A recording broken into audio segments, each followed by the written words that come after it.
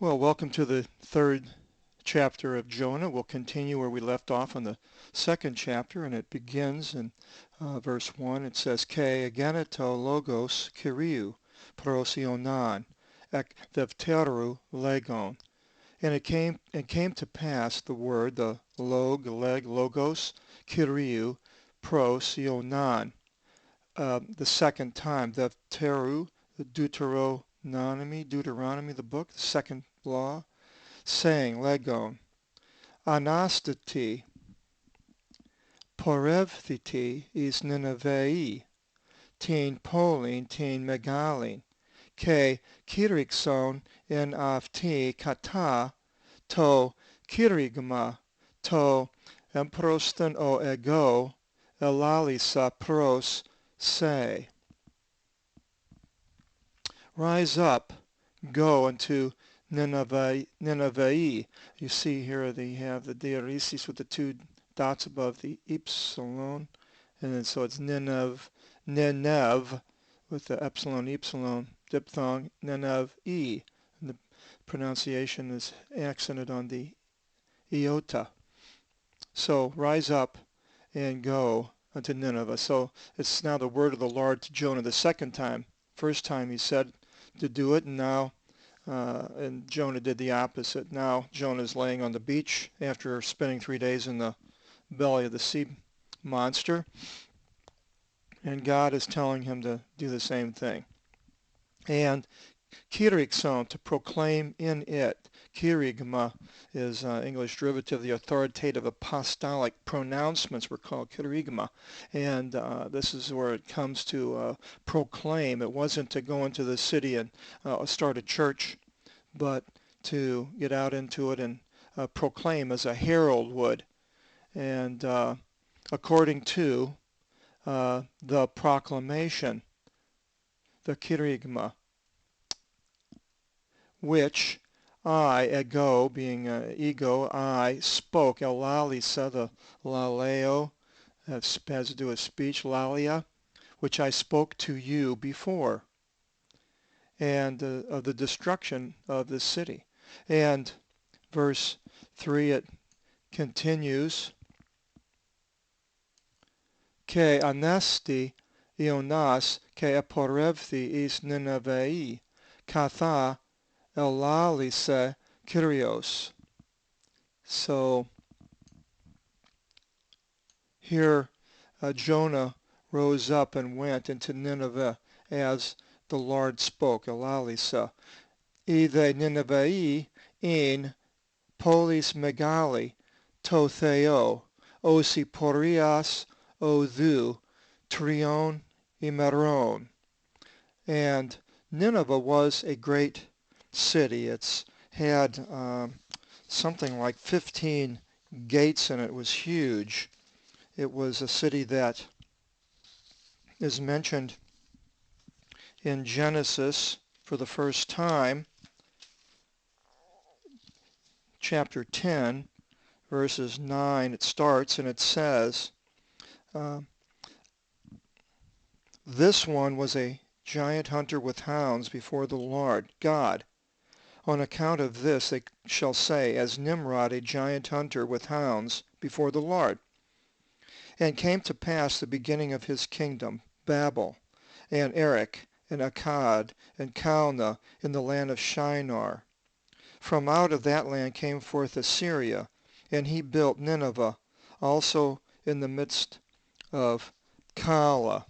So this Nineveh was a city that was goes all the way back into the beginnings of time, attached to Nimrod.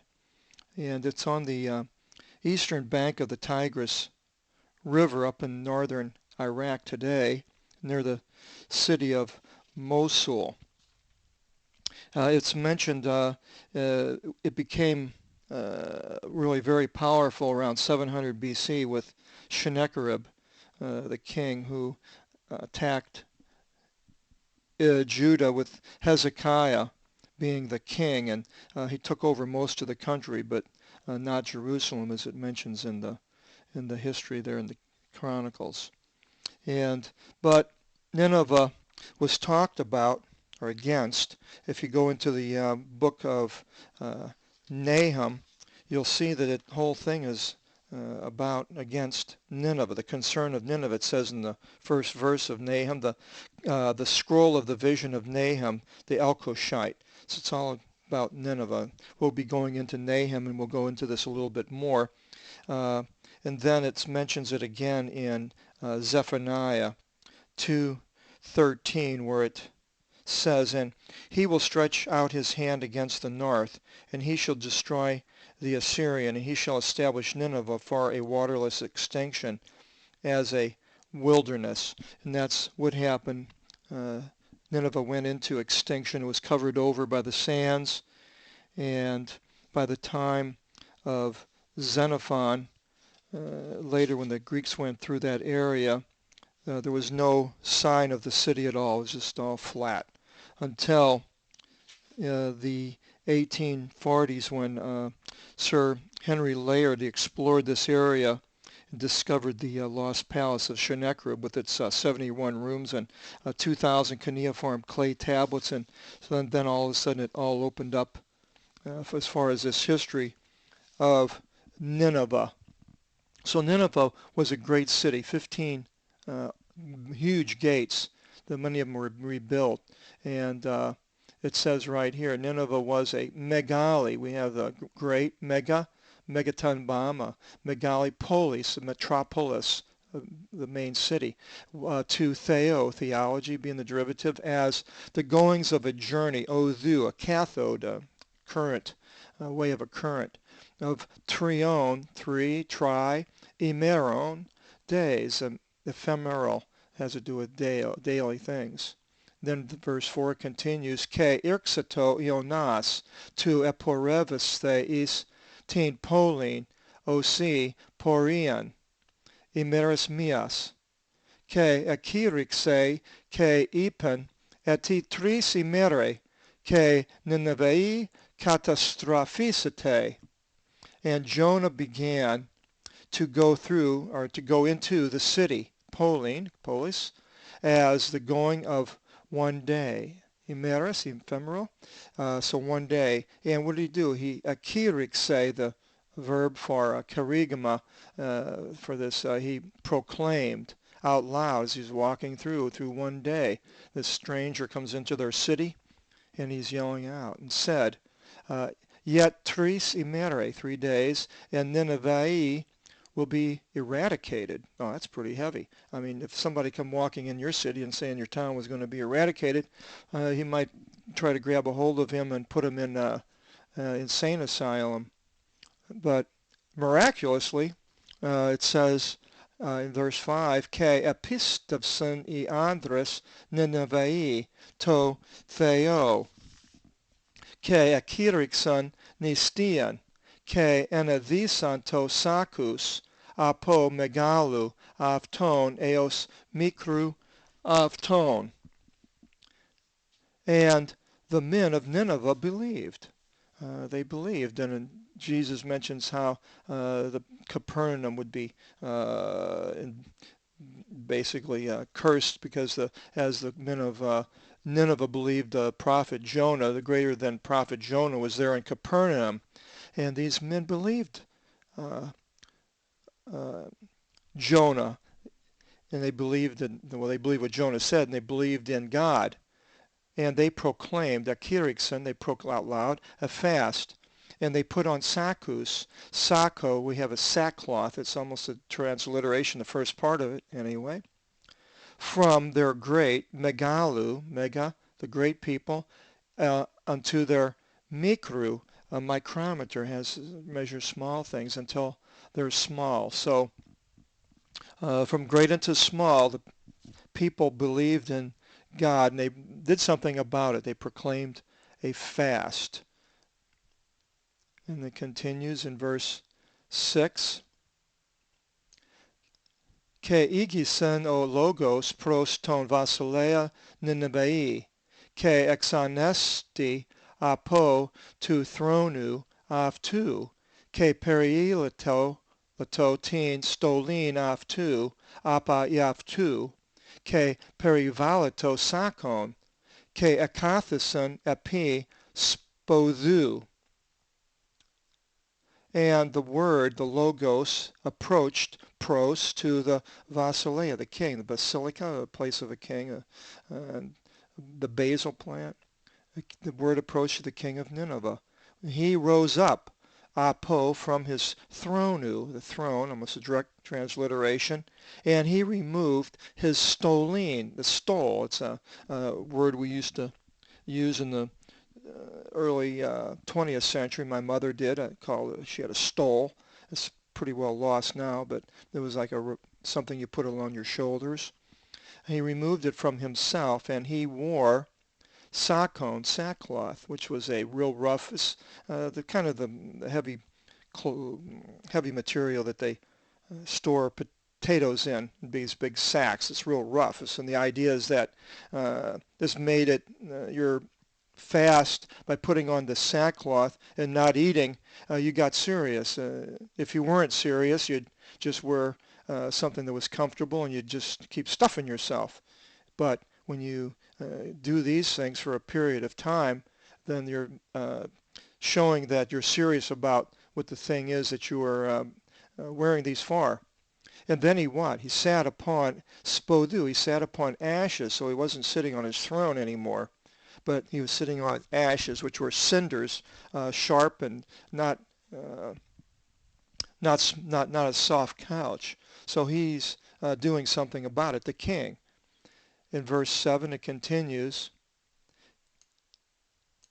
Ke ekirikthi ke erethi inti Ninevei para tu vasileos, ke para ton megistanon avtu, legon ton, I anthropi ke ta katini, ke I voes, ke ta provata, mi gevsastosan, mi they nemestosan, ke idor mi pietosan. The men, go back up to 7, and it was proclaimed, there is the akirikthi, the verb for the kerygma, it was proclaimed and was spoken in, 7, in being the preposition, in Nineveh by the king Vasileos. Ke para ton megistanon, the megi, the great people, mega, again, the megistanon of two. Legonton, the leg, saying, I anthropy, anthropology, study of mankind, the men and the cattle and the voes. We have the English derivative, at least it was in the dictionary as one. It was a beef from the voes, the oxen, and the sheep. Well, let them not taste nor feed, and let them not drink either. Water, hydraulics being the derivative having to do with water flow. So this king proclaimed that they were not to do these things. In verse 8 it continues, Ke perivalonto sakus ke I anthropi ke ta katini, ke anavoisen pros ton theon ek tenos, ke apestripsen ekastos apotis odhu avton ton tis poniras, ke apotis, and we'll go to that in a second. We'll start here. And the men, the anthropoid, and the men and the cattle put around sakus, sackcloths. And they yelled out to God, the men is, and theon, theology, study of God, and they yelled out to God fervently. And each turned from their wicked way, the odhu, the cathode being the electric current, and from their adikias tis in hersin avton, legontis, from the iniquity in their hands, chiropractor being a heresy, chiro, saying, 3:9, tis ethan I metanoisi o theos, ke apostrepsi ex orgis thimu avtu, ke umi apolometha. They're saying, well, who knows if God, theos, theology, shall change his mind. 3340, metanoeo is the word here, but this word in other manuscripts is different. It's epistrepsi, who will uh, turn away, and it's used in these couple of places. Metanoeo wasn't used as changing his mind, or also means repenting. That's what it was used in the New Testament. Jesus tells us to repent, and God repented. And some places been changed his mind, but in other, like I said, other manuscripts, it's a different word. And yeah, you might, if you're interested enough in that, you can open up our CD of the Lambert Bow 1709 Bible, and you'll see that I believe the Aldine has it epistrepsi, and there are, you can see the variants of this in the Bose Bible. And anyway, God shall change his mind. Who knows if he will do this? And he shall return from the anger, the orgis. We have the English derivative, an orgy. It's not the same meaning, but the word came, an orgy is an anger, this type of fervent and turning up fervor and fermenting this action, and had to do with more than just a mind thing, but it's a physical type of a thing. It's that God, who knows if God will turn from his orgies of his thimu. We have the English derivative, as far as a dictionary, some dictionaries says a fume, to fume, in rage, the thimu of his rage. And in no way should we perish. So they're saying that, who knows, God may change his mind. So verse 10, it continues, K, ethan, o theos, ta erga, avton, oti, apestripson, apo, ton, odon, avton, ton, poniron, K metanoisen, o theos, epi, ti kakia, I alalise tu, pi se avtis, K uk epi se. And God saw, theos, theology, the erga, ta erga, the works. Ergonomics has to do with work. He saw their works. They did things that proved that they were no longer acting the way that God didn't want them to be. And it wasn't that he saw something. They did something to prove it. Not just say you're going to do it and not really do it. God sees in our hearts, but our works here, God also sees. It's not that, sometimes, I mean, we can, our hearts deceive us, as we see in many places in the Bible where people think that they're doing something for God in their heart. And yes, God sees the heart, but he also sees their works. He looks at our works. So he looks at our heart and he looks at our works. If the two aren't going together, if our heart says, well, I forgive somebody, or but yet our works show that we do things against them, then there's a problem there. And God saw their works, that they turned from their wicked ways. Poniron, odon, othos, the way, and God changed his mind. Again, and that's another word in Complutensian Polyglot doesn't use that word, so this is all, it has paraklethi, he relented, that God relented in the Complutensian Polyglot over the evil which he spoke, elalise, the lalia, to say, 4160 is again that poet word, to do to them, and he did not do it. The P, twice we have the verb to do. So God either relented or changed his mind over the evil which he spoke to do to them. Now, there are many places in the Bible God talks about doing evil against people, or bad things which are going to happen to them. And he does change his mind, and he relents and he allows us to change our attitudes also, and then he gives us his grace, which we really don't deserve, but he's a loving God, and he does give us this grace, and he gave grace to these people of Nineveh, even though a little later they will be completely destroyed, as maybe the next generation came back and began doing the same things they were doing before, or maybe these people here change. A lot of times people do that. They'll have a change towards God.